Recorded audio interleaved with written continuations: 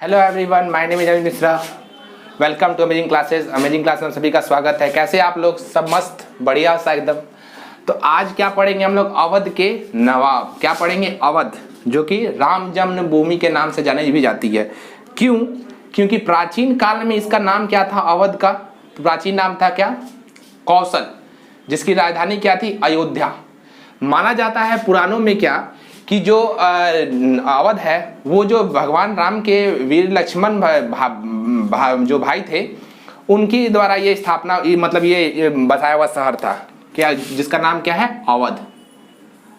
तो कहाँ था दोस्त अवध? बताए थे यहाँ दिल्ली, यहाँ बंगाल प्रांत, और ये हो गया अवध, और यहाँ हो गया मराठा, यहाँ हो गया कर्नाटक, और यहाँ हो गया क्या? हैदराबाद।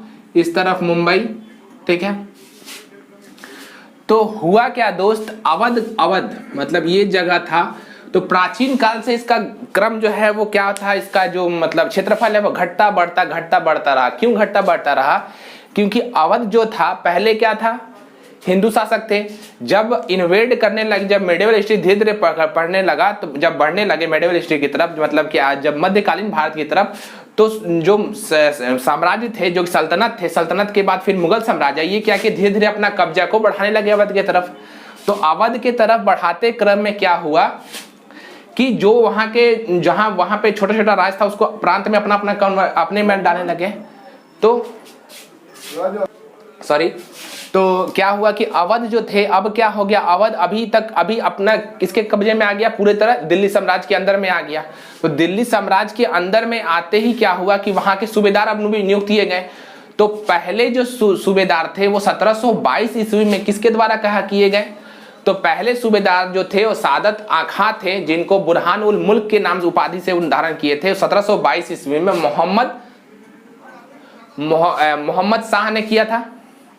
तो मोहम्मद शाह ने इनको सूबेदार नियुक्त किया था। और ये क्या किए, जैसे ही वहां के सूबेदार बने तो ये क्या कि धीरे धीरे जब किसानों पे क्या होता, अत्याचार बहुत ज्यादा होता था, तो किसानों पे अत्याचार बहुत ज्यादा बढ़ गया था। तो क्या कि किसानों का कर को किस तरह से इनका कर्ज को माफ किया जाए, तो वहां काम किए। राजस्व बहुत अच्छा इनका पकड़ बना।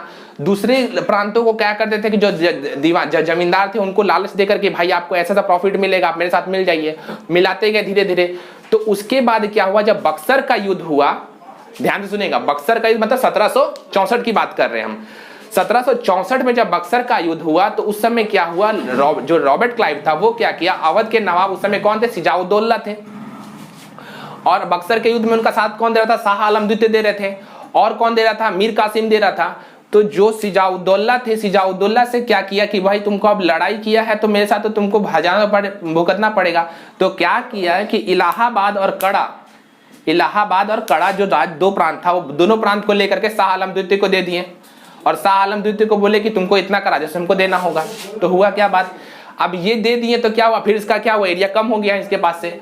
और अवध को क्या हुआ कि थोड़ा सा कम हुआ। फिर क्या हुआ? बक्सर के युद्ध के बाद में फिर एक बनारस की संधि हुई। बनारस की संधि में क्या हुई कि जो कड़ा और मानिक है वो 50 लाख रुपए वारेन हेस्टिंग्स से इसको मिल गया वापस। तो फिर क्या हुआ? फिर इसका बढ़ा। उसी टाइम क्या हुआ? रुहेला पे इन्होंने आक्रमण किया। जो सिजाउद्दौला थे, रुहेला पे आक्रमण करके वहां के राजा से इनको छीने, फिर इनका क्षेत्रफल बढ़ा। तो ऐसे ही क्या हुआ? क्रम में इनका क्षेत्रफल घटता बढ़ता रहा हर टाइम। और लास्ट में जब 1857 का विद्रोह हुआ तो उस 1857 के विद्रोह में पूरा ये लोग कब्जा अपने पे कर लिए। और कब्जा करने के दौरान क्या हुआ कि जो लास्ट मुगल बादशाह थे नजमुद्दौला को, वजीद अली खां को, उनको क्या किया? पूरा तरह से नजरबंद करके कलकत्ता भेज दिया गया। और 1901 ईस्वी में क्या हुआ कि जो आगरा था और जो अवध था, दोनों को मिल करके संयुक्त प्रांत के नाम से ब्रिटिश जाने। और उस संयुक्त प्रांत जो कहलाया इंग्लिश में यूपी, इंग्लिश में क्या कहलाया? यूपी, जिसको कह रहे संयुक्त प्रांत। यही यूपी क्या बोला? इंग्लिश का शब्द बन के आज का है हमारा उत्तर प्रदेश, जो कि अवध का एक छोटा सा, जो कि उत्तर प्रदेश में क्या है? अवध एक छोटा सा वहां का एक जगह है। तो अब क्या हुआ? इसका राजधानी हमेशा हस्तांतरित हुआ। अब कोई भी राजा आएगा तो अपना राजधानी इधर उधर करेगा। तो पहला बार इसका राजधानी कहाँ गया? फैजाबाद। फिर कहाँ आया? लखनऊ। लास्ट में लखनऊ तक ही सीमित रह गया। तो अब देखते हैं कि पहला कौन जो बादशाह बने, या बादशाह कह रहे हैं कि नवाब कौन बोले? अवध के कौन थे? सादत खां बने थे। कौन? सादत खां। तो चलिए पढ़ते हैं, उनका काल क्या था 1722 से लेके 39 तक। तो पहले पढ़ेंगे किसको? सादत खां को पढ़ेंगे। आइए देखते हैं अवध के पहले नवाब को। तो क्या हुआ दोस्त, 1722 ईस्वी में क्या हुआ, 1722 ईस्वी का सन आया और इस समय क्या हो गया कि मुगल बादशाह के हाथ से धीरे धीरे कमजोर होती जा रही थी कड़ी। तो 1722 ईस्वी में क्या हुआ, मोहम्मद शाह ने इनको कहां का सूबेदार नियुक्त किया? अवध का। अवध के पहले सूबेदार बने। अवध के सूबेदार, सॉरी पहले नहीं, अवध के सूबेदार नियुक्त किया। अवध के सूबेदार नियुक्त किया गया इनको कब? 1722 ईस्वी में। जैसे ही सूबेदार बने तो ये राजस्व प्रणाली पे पहले काम किए। किस पे काम किए? राजस्व बंदोबस्त पे पूरा अच्छे से काम किए। तो एक इंपॉर्टेंट पॉइंट क्या हुआ, राजस्व बंदोबस्त पे काम किए। 1722 में कौन किए इनको? मोहम्मद शाह क्या किए थे? अवध के सूबेदार नियुक्त किए। अब यहां से आपको पता है कि यहां से उत्तर मुगल कालीन में थोड़ा सा बहुत ज्यादा ही उनका उतार चढ़ाव था, उनका उतना प्रभाव रहा नहीं था। तो ये क्या कह रहे थे कि ये इनका मेन मोटिव था क्या, कि कैसे भी करके हमको अवध को पूरा स्वतंत्र बनाना है। तो स्वतंत्र बनाने के क्रम में क्या हुआ कि इस एक उपाधि लिए खुद को। क्या उपाधि? वो उपाधि कौन सा उपाधि कहा था? बुरहान उल मुल्क की उपाधि थी। वो क्या था? बुरहान उल मुल्क की। और ये याद रखिए क्या था इनको, कौन सी उपाधि लिए? ये बुरहान उल मुल्क की, बुरहान उल मुल्क की उपाधि लिए। और ये थोड़ा सा ऊपर का अपने आप को सोचे कि हम अब यहाँ का किंग है। और क्या किए? अवध को की उपाधि पहले लिख देते हैं कि उपाधि ने धारण किया, खुद को उपाधि ली। और यहां से क्या किया? बोले अवध अब स्वतंत्र है। तो स्वतंत्र का मतलब है कि जो चाहे नवाब करे, उससे उसको कोई चक्कर नहीं है। साम्राज्य को जो यहाँ पे बैठे हुए हैं, यहां से अवध दिल्ली से जो मुगल बादशाह, इनको कोई मतलब नहीं, कैसे भी चला इनको कोई चक्कर नहीं है। नहीं दिखा ये वाला? सॉरी यहाँ दिखती, यहाँ पे, हाँ यहाँ दिख रहा, यहाँ दिख रहा। तो ये क्या हुआ कि इनको इनसे कोई अब मतलब नहीं रहेगा, ये अपने हिसाब से चलाएंगे। तो बुरहान उल मुल्क की उपाधि किसने धारण की? सादत खाने की। और यही दोस्त बिहार एसआई जो अभी एग्जाम हुआ, कौन सा? बिहार एसआई 2019 का क्वेश्चन था कि सादत खाने, बुरहान उल मुल्क ने, बुरहान उल किसे कहते थे? तो सादत खां को कहते थे। बिहार एसआई 2019 का क्वेश्चन था। तो सादत खान ने मुल्क की उपाधि दी थी। सादत खान कौन सी उपाधि धारण की थी? बुरहान उल मुल्क की उपाधि धारण की थी।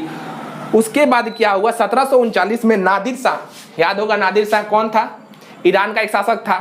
तो ईरान का शासक था, तो उस समय क्या हुआ, उसी ने, यही सादत खां ही ने उनको उस्काया था। किसके लिए? मुगल साम्राज्य पे हमला करने के लिए, इंडिया में इन्वेड करने के लिए। क्यों? क्योंकि जो ये थे सादत खां थे, ये चाहते थे कि इनका वजीर बनना। तो मीर बख्शी उस समय वजीर थे। कौन थे? मीर बख्शी के पद पाना चाहते थे। और इन्हीं ने क्या किया कि नादिर शाह को उस्काया। किसके लिए? इन्वेड करने के लिए इंडिया में। नादिर शाह जो कि ईरान का नेपोलियन के नाम से जाना जाता है। ईरान के नेपोलियन। और भारत के नेपोलियन कौन थे? समुद्रगुप्त को कहा जाता है, याद रखिएगा। ईरान के नेपोलियन के रूप में यहाँ था। तो क्या हुआ कि 1700 जब ये क्या बोले कि आप हमको वजीर बनाइए, तो आप जब इंडिया में 20 लाख लूटने का बात करें, यहाँ से आपको 20 करोड़ मिल सकता है। तो उनको क्या उसका दिए। अब उसका दिए तो भाई किसी को 20 लाख और 20 करोड़ में अंतर नहीं है। 20 लाख यहाँ तो 20 करोड़ यहाँ, तो वो तो भाई इन्वेड करेगा। तो इन्वेड किया कब? वो 1739 में, जो कि हम पहले ही पढ़ा चुके हैं। वो कौन सा युद्ध था? करनाल का युद्ध था। तो वहां पे कौन लड़ा? जो दोनों के बीच में मदद, ज्यादा लड़ाई नहीं हुआ, लड़ाई हुआ सिंपल सा थोड़ा सा ही हुआ। तो 1739 में जब इन्वेड किया कौन? नादिर शाह। कब इन्वेड किया? 1700, जो कि जिनको ईरान का नेपोलियन कहा जाता था, इन्होंने कब इन्वेड किया इंडिया में? फिर से लिख लीजिए, याद आ जाएगा, 1739 में। और ये जो काल था, इसको क्या, ये युद्ध को जब ये इन्वेड किए तो किसको क्या कहलाया था?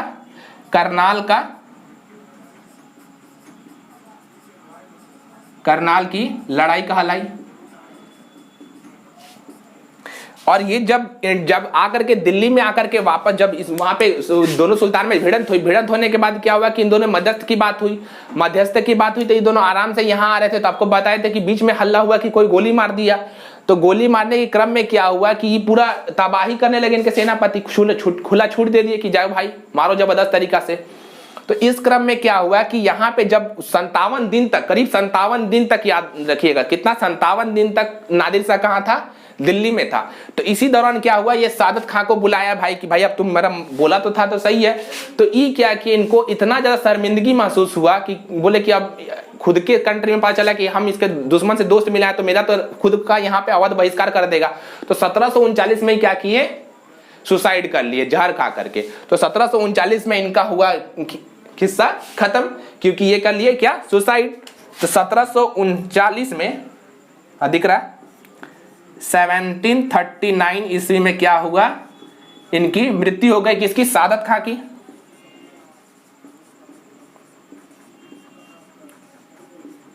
खां की मृत्यु हुई। और मृत्यु के पश्चात ही क्या हुआ, इनका दामाद जो सफदरगंज जंग के नाम से जाना था, वो अब बंगाल का नवाब बना। तो वो कब तक था, 39 से लेके 54 तक था। तो अब चलिए आगे बढ़ते हैं, किसको देखते हैं, सफदर जंग को देखेंगे। ठीक है, आइए बढ़ते हैं, किसको देखेंगे, सफदर जंग को देखेंगे। किसको देखेंगे, सफदर जंग को। तो दूसरा कौन बने, सफदर जंग बने। इनके काल में कुछ हुआ खास नहीं, केवल राजधानी इधर उधर हुई। सफदर जंग को देखेंगे तो ये कौन थे, सफदर जंग 1739 से लेके 54 ईस्वी तक इनका राज रहा। और ये कौन थे, ये सादत खां के कौन थे, दामाद थे। कौन थे, सादत खां के दामाद थे। ध्यान दीजिएगा, सादत खां के क्या थे, ये दामाद थे।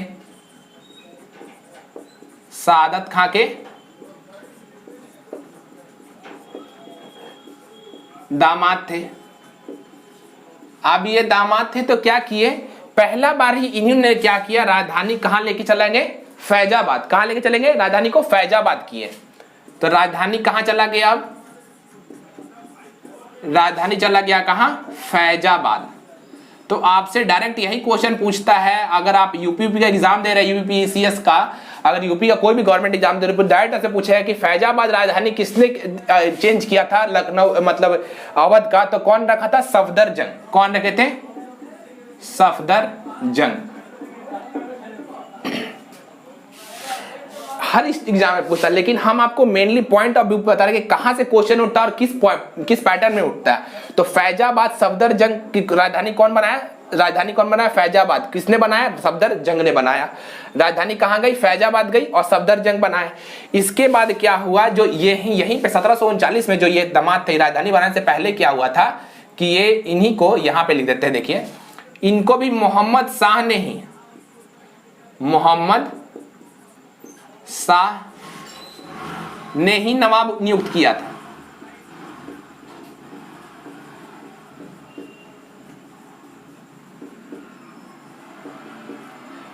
मोहम्मद शाह ने नवाब नियुक्त किया था। तो अब मोहम्मद शाह की कार्यकाल तो क्या था, 19 से लेकर के 48 तक। तो आप सोचे स्वतंत्र तो कर दे, स्वतंत्रता का बात अलग है दोस्त। और जब नियुक्ति हो गया तो एक बार क्या होता था कि हर जगह यहाँ पे सिया का जो था ना, वो बहुत ज्यादा मतलब प्रभाव था।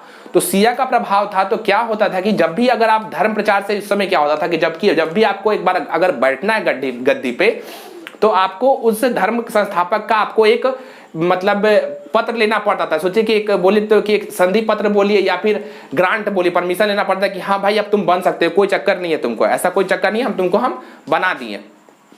तो यहां से क्या हुआ कि नवाब घोषित कर दिए गए, कौन, मोहम्मद शाह के द्वारा। उन्होंने क्या किया, राजधानी को फैजाबाद लेके आए, सफदर जंग लेकर के आए।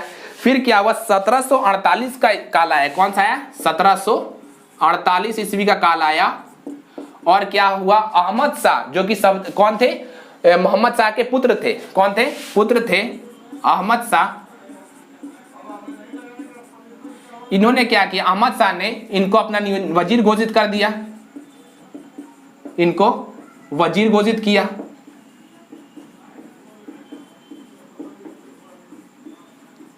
क्योंकि अहमद शाह जो थे इतना ज्यादा इनको मतलब इनको रईसी में रहे थे कि इनको कुछ पता नहीं था। तो ये बोले कि अब सादत खान ने जब राजधानी सल्तनत की तो भाई जरूर कुछ प्रभावशाली होगा। तो और मुगल बादशाह का वजीर बनने के लिए हर कोई अग्रसर रहता था। क्यों? क्योंकि वो बहुत बड़ा पोस्ट माना जाता था। तो क्या हुआ, इससे पहले भी इनके जो ससुर थे वो भी वजीर बनने के लिए क्या किए, ईरान का नादिर शाह को ईरान से न्योता दिए थे और इनको क्या किया, वजीर बना ही दिया 1748 ईस्वी में। फिर इन्होंने राजा नवाब राय को अपना वजीर बनाया। किसको बनाया? राजा नवाब राय को 1753 में। 1753 ईस्वी में क्या किया इन्होंने, अब ये क्या किया, हम जो सफदरजंग थे इन्होंने राजा नवाब राय को अपना नियुक्त किए, राजा नवाब राय को अपना वजीर घोषित कर दिए, वजीर बना दिए। तो क्यों बना रहे थे? हर कोई देखिए, आप अगर किसी पोस्ट पे पहुंचे तो आप सोचेंगे कि आपका मेरा पीए हो। अगर उस पीए का भी अगर मान लीजिए काम भार ज्यादा बड़ा है तो वो क्या सोचे कि मेरा भी कोई नीचे काम करे। तो इसी तरह क्या होता है, हर एक अपने नीचे कोई रखते थे कि जो उनका जो मतलब बात था वो आगे जाकर के बोलता था। ऐसे नहीं कि सीधे हम चले गए हम जाकर के बोल रहे हैं। अगर हमारे प्राइम मिनिस्टर साहब है तो सीधे आकर के बात नहीं बोलते हैं। अगर सीधे ही बोलते तो उनका जो लिखा हुआ जो भी चीज होता है वो कोई ना कोई उनके सलाहकार होते वो बताते कि ऐसा ऐसा करना है। तो यही एक तरह से वजीर क्या था, सलाहकार के रूप में काम करते थे। तो उसके बाद 1753 में क्या किया, राजा नवाब राय को इन्होंने अपना नियुक्त किया वजीर। तो इसके बाद क्या हुआ कि 1754 ईस्वी में 1754 ईस्वी में इनकी मृत्यु हो गई।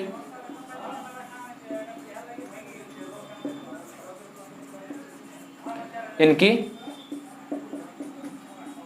मृत्यु हो गई कितना में, 1754 में। और इनका यहां से कहानी हुआ समाप्त। और इसके बाद इनका पुत्र आया जो कि सिजाउद्दौला, जो कि बहुत अहम कड़ी रहा किसमें, अवध को अपने से पूरा अवध को खत्म करने में। सोचिए तो, क्योंकि वो उसी के टाइम क्या हुआ, बक्सर का लड़ाई हुआ और पूरा एकदम अजीब टाइम से अंग्रेज पूरा आगे। और अवध बताया कि आपको बफर स्टेट की तरह काम कर रहे थे। मतलब बफर स्टेट मतलब किसके, दो बड़े उस समय ताकतवर देश थे, ताकतवर। यहाँ कौन था, बंगाल, और यहाँ पे थे अवध, और ये थे मराठा। इन दोनों के बीच में मतलब मराठा जो अवध था वो बफर स्टेट के नाम से जाना जाता था। क्या, बफर स्टेट।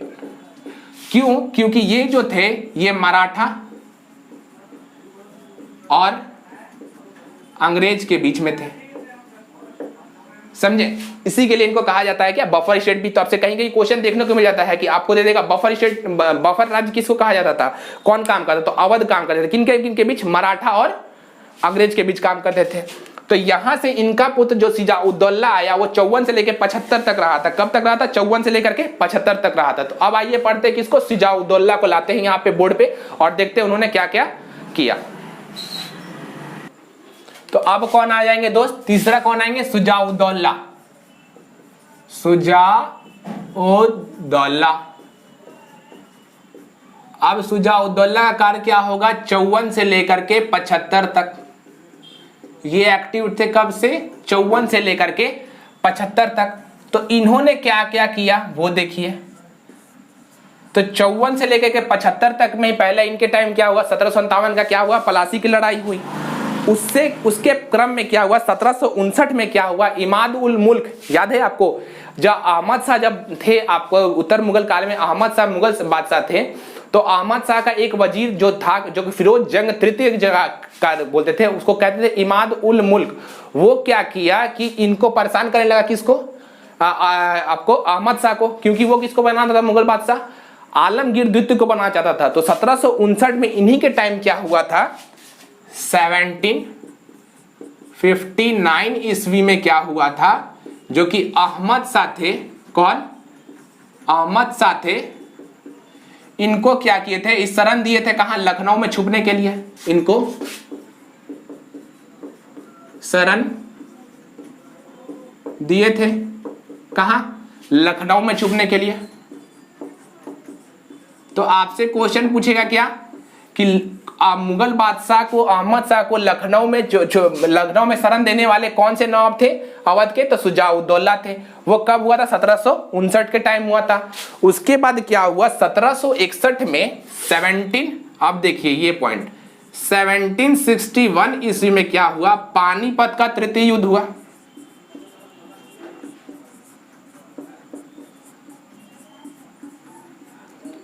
पानीपत का तृतीय युद्ध हुआ।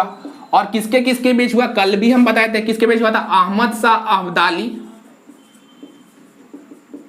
अहमद शाह अब्दाली और किसके बीच हुआ था? मराठों के बीच हुआ था। और मराठा का कोई भी साथ नहीं दे रहा था।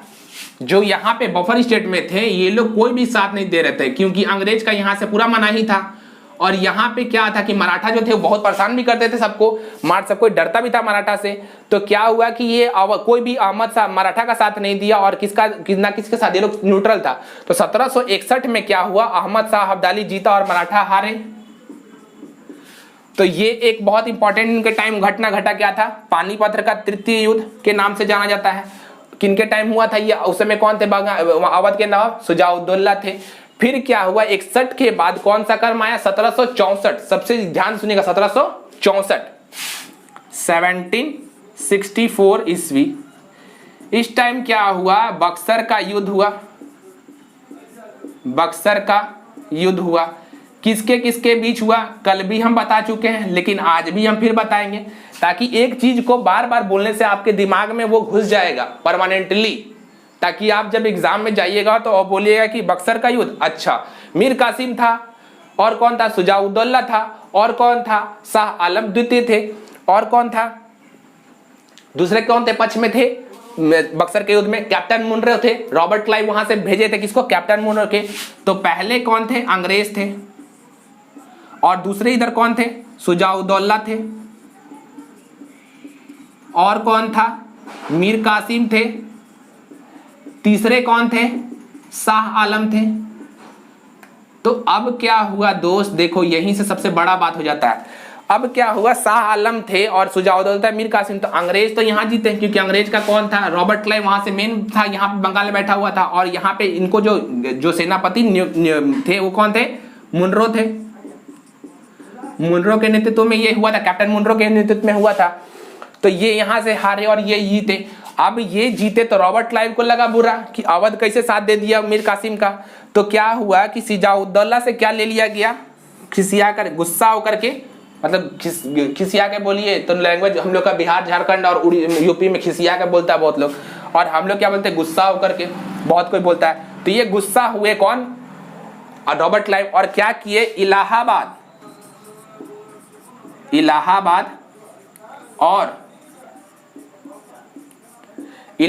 और कड़ा दोनों प्रांत ले लिए इनसे, दोनों प्रांत ले लिए। और किसको दिए? शाह आलम द्वितीय को दिए, शाह आलम को दिए। बोले भाई ये इतना अब तुमको कुछ तो लड़ाई में किया तो तुमको छीनना पड़ेगा। छीन करके क्या किया? इलाहाबाद और कड़ा दे दिए किसको? मुगल बादशाह को दे दिए। और ये चला गया मुगल बादशाह। तो अवध का क्या हुआ? थोड़ा सा स्टेट, थोड़ा सा एरिया क्या हो गया? कम हो गया, फिर घटा। फिर क्या हुआ? इसके बाद क्या हुआ? 1764 का क्रम था, रॉबर्ट क्लाइव लिया था।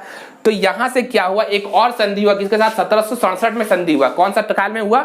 1767 में संधि हुआ किसके? वारेन हेस्टिंग किए। कौन किए? Warren Hasting. 65 वाला तो ये हो गया था, युद्ध एक साल चला। युद्ध लड़ने के बाद एक साल लड़ा, एक साल लड़ने के बाद क्या हुआ? इलाहाबाद और कड़ा दोनों से लिया गया। उसके बाद क्या हुआ दोस्त कि 1773 ईस्वी में क्या हुआ कि बनारस की संधि हुई। क्या हुई? बनारस की संधि हुई।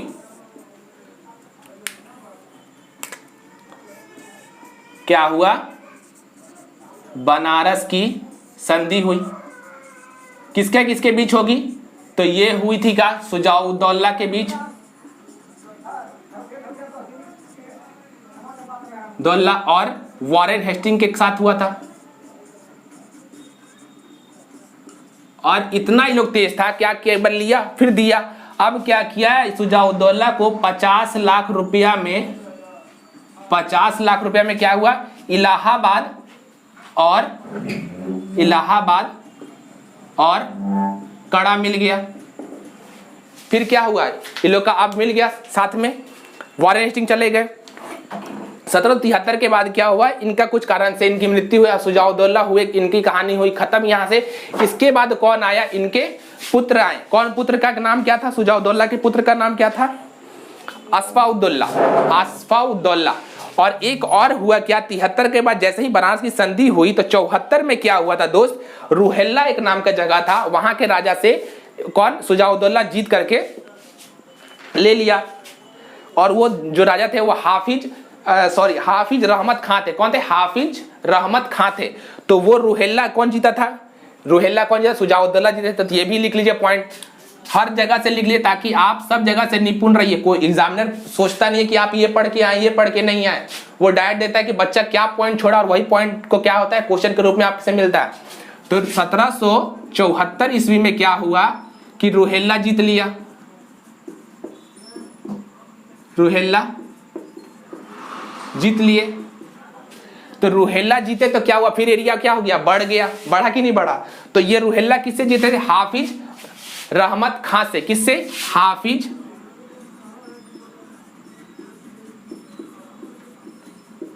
रहमत खां से ये जीते थे,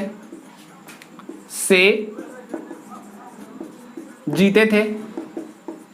बोर्ड पे एक एक पॉइंट क्वेश्चन है, हर एक पॉइंट एरो है, मतलब एक क्वेश्चन है।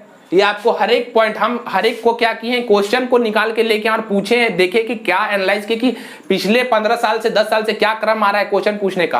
और ऐसा ही पूछता है क्वेश्चन हमेशा। आप देखिएगा, आपको अगर विश्वास नहीं मेरा बात का तो आप जाकर के एक बार प्रीवियस ईयर क्वेश्चन लगाइए और सारा क्वेश्चन आप मार के आइएगा, ये मेरा वादा आपसे। 74 के बाद रुहेला आया, रुहेला के बाद क्या, 75 में इनकी मृत्यु हुई। और इनका पुत्र कौन थे, पुत्र इनके इसके शुजाउद्दौला के पुत्र कौन थे, अस्फाउद्दौला। वो कब तक बने, 75 से लेकर के 97 तक बने। अस्फाउद्दौला क्या बने, 75 से लेकर 97 तक। तो अब किसको बोर्ड पे लेके आते हैं, अस्फाउद्दौला को, चलिए लेके आते हैं। तो अब कौन बोर्ड पे आएंगे दोस्त, अस्फाउद्दौला। ये कहते चौथे नंबर के थे,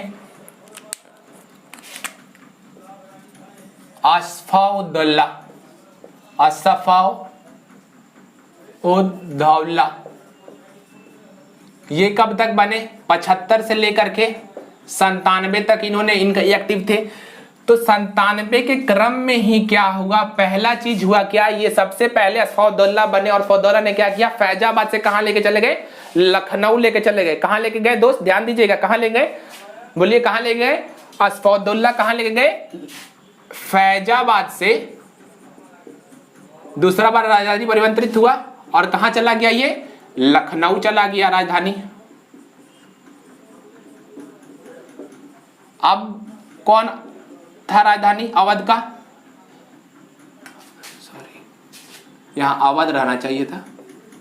अवध का राजधानी क्या था, लखनऊ था। कहां से, फैजाबाद से। कहां से था, फैजाबाद से लखनऊ चला गया। इसके बाद क्या हुआ, वॉरेन हेस्टिंग क्या था, और एक आपको बता रहे हैं क्या हो रहा था कि ये जो थे, ये एक तरह से अंग्रेज का क्या फूट डालो वाला नीति था। तो ये क्या कर रहे थे, अपना बोल रहे थे कि हम तुम्हारा सबसे अच्छा दोस्त हैं, और दोस्त दोस्त बोल के खंजर पीछे से मारे जा रहे थे। कभी ले रहे थे, कभी दे रहे थे, कभी ले रहे थे, कभी दे रहे थे, कभी ले रहे थे, कभी दे रहे थे। तो इस क्रम में क्या हुआ कि इन्होंने एक अच्छा प्रस्ताव रखा, किससे, अस्फाउद्दौला के, कि बनारस की बेगम का जो भी संपत्ति है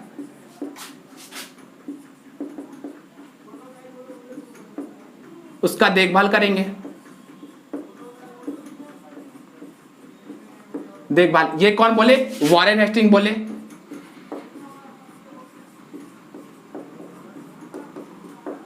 वॉरेन हेस्टिंग बोले क्या कि अब हम देखभाल आपका करेंगे, कोई चक्कर नहीं, आप टेंशन मत लीजिए, आपका हम सबसे अच्छा दोस्त रहे। उसी तरह क्या हुआ, थोड़ा सा आगे बढ़ा और 1781 का जैसे ही आया, कौन सा काल आया, 1781 में। अब इनको तो पूरा अच्छे तरीके से पता चल गया कि कौन कहां पे कैसे कितना माल दबा के रखा है। और क्या किए कि जॉन मिल्टन, 1781 में जॉन मिल्टन को बोले कि आप जितना वहां पे संपत्ति सब पे अधिकार कर लो। तो हो गया ना, दोस्त बोल के क्या हुआ, पीछे से छुरा मारने वाला हाल।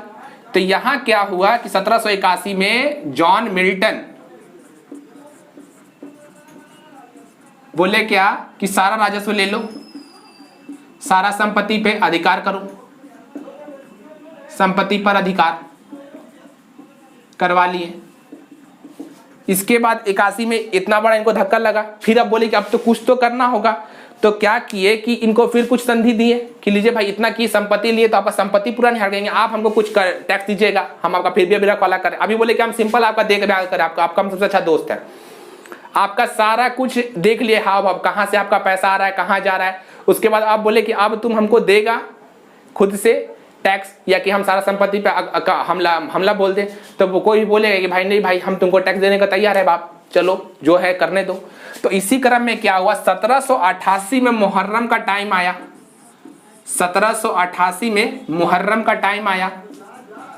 मुहर्रम के टाइम पे क्या हुआ, असफाउद्दौला कहाँ गए, लखनऊ गए। असफाउद्दौला कहाँ गए, लखनऊ गए। और यहां इन्होंने क्या किया, इमादत बड़ा, सॉरी नाम है इमाम बड़ा जो है कि आज भी वहां पे है, लखनऊ में है। इमाम बड़ा बनवाए, किस लिए, मुहर्रम के जो खेलते हैं वो लोग लाठी वाठी करते हैं, जैसे कि अखाड़ा होता है, अखाड़ा इमाम बाड़ा एक अखाड़ा के नाम से जाना जाता है। तो इमाम बाड़ा का बनवाए, कौन बनवाए, असफाउद्दौला बनवाए।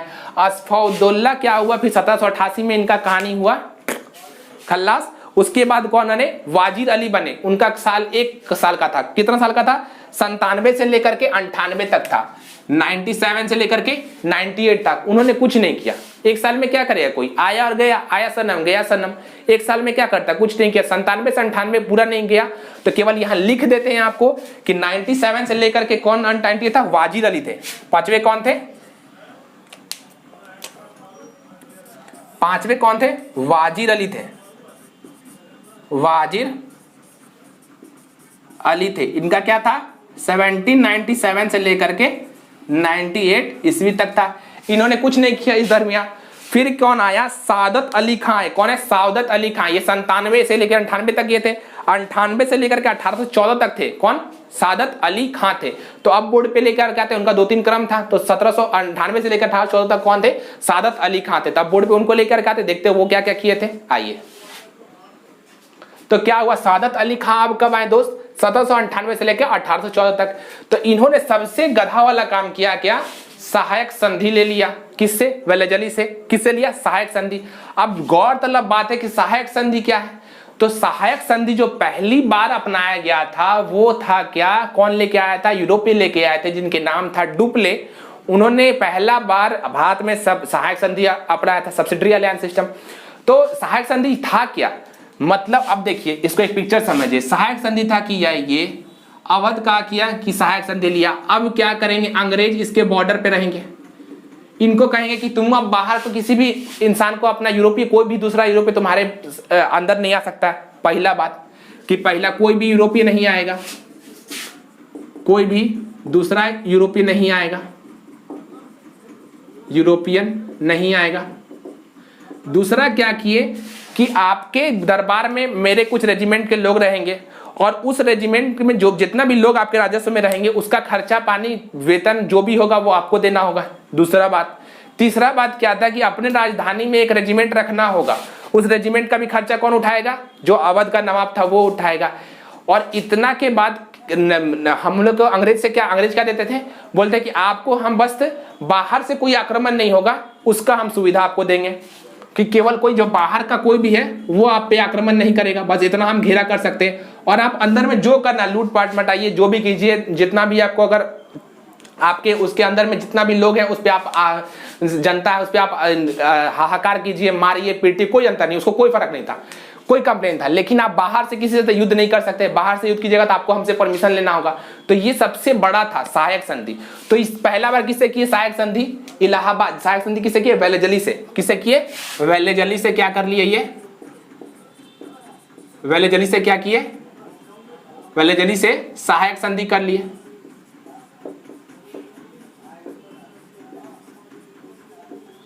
तो आपसे डायरेक्ट क्वेश्चन क्या पूछेगा, सहायक संधि करने वाले कौन थे पहले, तो वेलेजली से। किसके साथ किए थे, सादत अली खां से साथ किए थे। कहाँ का, इलाहाबाद का। बोले भाई इतना दूर का हम क्षेत्र तुम सहायक संधि कर रहे हैं। तो अवध के पहले नवाब कौन थे जो सहायक संधि को अपनाया, तो कौन थे, वेलेजली थे। तो उसके क्रम में जैसे ही आगे बढ़ा तो ये क्या किए, अपने 1801 में क्या किए, राजा की उपाधि धारण कर लिया। किसके कितना में 1809 में, सॉरी। और ये जो था ये क्रम था, ये 1801 का था। 1801 ईस्वी में ये क्या हुआ था, सहायक संधि लिए थे किससे, वेलेजली से। और आपको पता है सहायक संधि में क्या क्या था, पॉइंट बता दिए। तो क्या हुआ दोस्त, 1809 में आप भी सोचे कि अब हम तो राजा, अब हमको कोई टेंशन नहीं, तो ये क्या किया, राजा की उपाधि धारण कर ली अपने को। तो आपसे दूसरा क्वेश्चन क्या इससे पूछ सकता है कि राजा की उपाधि किस नवाब ने धारण की थी, तो सादत अली खान ने धारण की थी। किसने धारण की थी, सादत अली खान ने धारण की थी। इसके बाद इनका कार्यकाल धीरे धीरे खत्म होते गया। उसके बाद दो शासक का दो आए, दो नवाब का कहीं भी आपको ज्यादा टेंशन नहीं होने वाला है। क्या थे, गाजीउद्दीन हैदर अली खां, जो कि 1814 से लेकर के 1827 तक थे। कौन थे, गाजीउद्दीन हैदर अली खां, ये 1814 का 1824 तक थे। उसके बाद नसरुद्दीन मोहम्मद अली आए, फिर कौन आए, अजमुद्दीन आए। तो इन दोनों का प्रभाव इन तीनों का कुछ भी नहीं रहा, ना के बराबर था। लास्ट लेकिन आपसे पूछता है, ध्यान दीजिएगा, क्या लास्ट अवध के नवाब कौन थे, तो वो कौन थे ना, लास्ट जो थे वाजिद अली शाह थे। कौन थे, वाजिद अली शाह थे।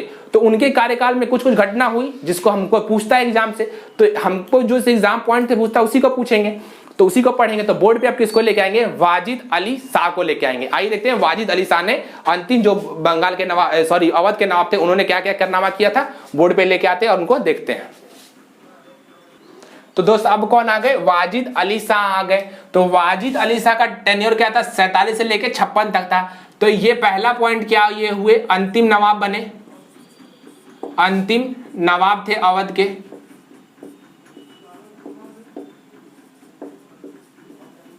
अवध के दूसरा पॉइंट क्या, 1854 में लॉर्ड डलहौजी ने कुछ मतलब डॉक्ट्रिन ऑफ लैप्स लगा के, जिसको बोलते हैं कुछ शासन का आरोप लगा करके क्या किया, राज्य हड़प लिया, अवध को पूरी तरह हड़प लिया। तो कब हड़पे, 1854 ईस्वी में। कौन हड़पा, लॉर्ड डलहौजी। क्यों, क्या करके, कुछ शासन का आरोप लगा के।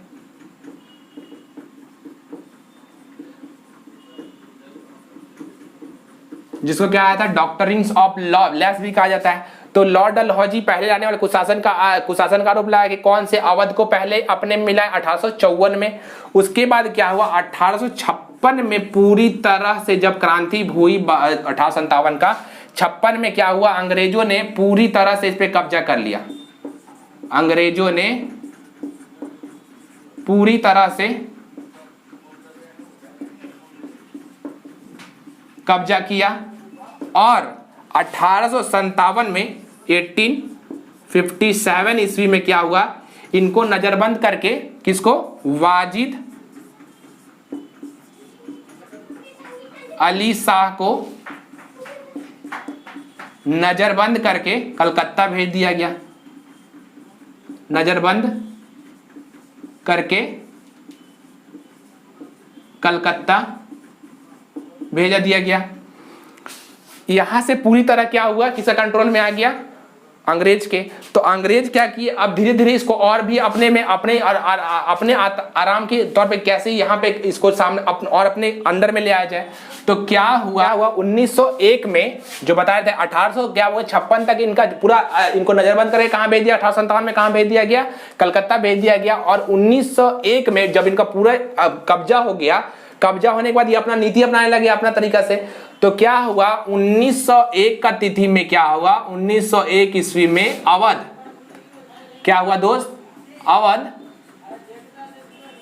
और आगरा, इन दोनों को मिलकर के एक प्रांत बनाया गया, जिस प्रांत को बोला गया क्या, संयुक्त प्रांत। और यह इंग्लिश का शब्द बना क्या, यूपी, जो कि आज का हमारा है क्या, उत्तर प्रदेश। तो यही आज तक यहां तक खत्म करते हैं, अवध के नवाब तक। और उसके बाद क्या पढ़ेंगे हम लोग, सिख पढ़ेंगे कि सिख कैसे आए कैसे नहीं आए, और कोशिश करेंगे सिख के साथ हम मैसूर के राजा को जो वेलेजली जो आक्रमण किए थे, मद्रास आपको पढ़ा दें। हैदर अली और टीपू सुल्तान थोड़ा सा ज्यादा है नहीं, कहानी में समझेंगे तो शायद हो सके लंबा लग जाए। तो अभी देखेंगे नहीं, अभी देखते हैं, सीख पहले पढ़ेंगे उसके बाद उनको पढ़ेंगे, क्रम वाइज आगे बढ़ाएंगे। तो अब यहां से आपको जितना भी क्वेश्चन आप लगाएंगे आराम से, चार पांच टॉपिक, 4 टॉपिक खत्म हो गया हमारा। आप लगाइए क्वेश्चन और लगा करके जब देखिए कि आपसे क्वेश्चन बन रहा है कि नहीं, और जो क्वेश्चन नहीं बन रहा है कमेंट बॉक्स में आप बताइए कि सर ये आप पढ़ाएं और ये नहीं बन रहा है, तब हम जानेंगे कि हमसे नहीं हो रहा है तब। तो आप एक बार कोशिश करके देखिए, आप पढ़ने लेक्चर देखने के बाद, और आपसे सारा क्वेश्चन बनेगा। उम्मीद करते हैं आप सबको ये मेरा नया कोर्स पसंद आया। अगर पसंद आया तो चैनल को लाइक, शेयर एंड सब्सक्राइब करना ना भूले, और बेल आइकन को प्रेस कर दे, जो कि आपको आने वाली वीडियो का नोटिफिकेशन आप तक जल्द से जल्द पहुंच जाए। और इसको ज़्यादा ज़्यादा शेयर कीजिए दोस्त, ताकि और भी दोस्त लोग जो भी हमारे साथ जुड़े, और अच्छा सा कंटेंट हम दे रहे हैं ताकि अच्छा सा कंटेंट आपको मिले। और हाँ, वीडियो का जो भी आपको PDF चाहिए तो आप टेलीग्राम ग्रुप आपके डिस्क्रिप्शन बॉक्स में दिया हुआ है, उसको ज्वाइन कर लीजिए। वहाँ हम लोग टेस्ट भी रेगुलर कंडक्ट करवा रहे हैं, छोटा छोटा डेली MCQs भी है जो कि करंट अफेयर्स रिलेटेड है। और यहाँ का जितना भी लेक्चर, जो भी इस क्लास अमेजिंग क्लासेस पे लेक्चर होगा, वो सारा का PDF को उस टेलीग्राम बॉक्स में ही मिल जाएगा। और हाँ दोस्त, NTPC का नोटिफिकेशन आया है एप्लीकेशन स्टेटस का, तो आप जाइए, अमर सर ने सारा कुछ बताया कैसे कैसे चेक करना है, तो उसको जाकर जल्दी से, आप लोग अभी तक अगर नहीं चेक किए हैं तो जाकर चेक कीजिए कि आपका एप्लीकेशन एक्सेप्ट हुआ है, रिजेक्ट हुआ है। मैक्सिमम एक्सेप्ट ही होता है, तो आप एक बार लेकिन फिर भी अपना एक सेफ्टी लेके चलिए, जाके चेक कीजिए कि आपका एप्लीकेशन का स्टेटस क्या है। उम्मीद है कि 15 दिसंबर तक एग्जाम होना चाहिए, अब देखिए आगे क्या होता है। ठीक है, तो वीडियो काफी लंबा हो गया है, चलते हैं। अब अगली बार आएंगे किस नया टॉपिक के साथ, सीख के साथ। Take care, bye bye.